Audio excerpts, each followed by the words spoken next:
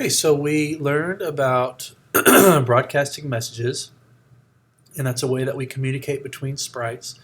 So we're going to kind of continue on that as we build our game. So I've added a couple of extra sprites in here.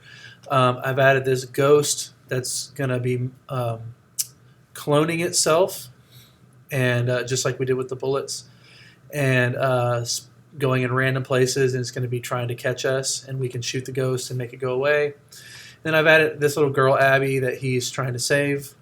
And then I've added some end game screens. So that's what we're going to talk about in this video. So I'm going to first start off with the ghost. And what I've done is with this ghost, you zoom in here, when the flag is clicked, I want the ghost to hide at the beginning of the game.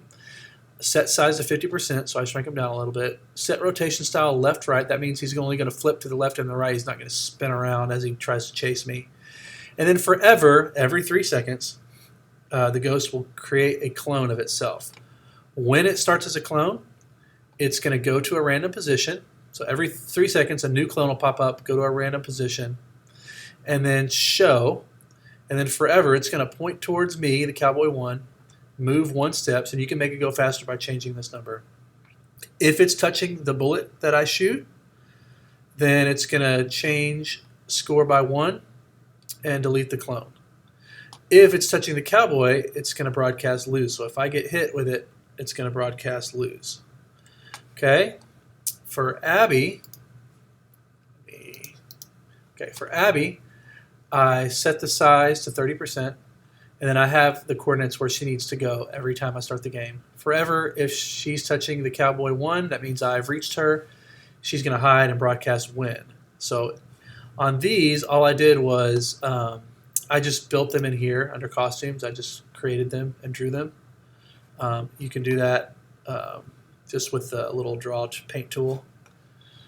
And then go to 0, 0, so that centers it, and then hide.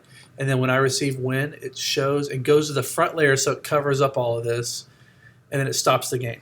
Same thing for this one, but if it receives lose, it's going to say you lose. So now when I play the game,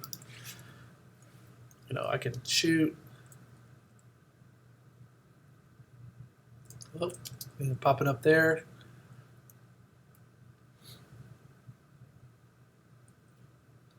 And this game actually gets kind of hard when they all start popping up.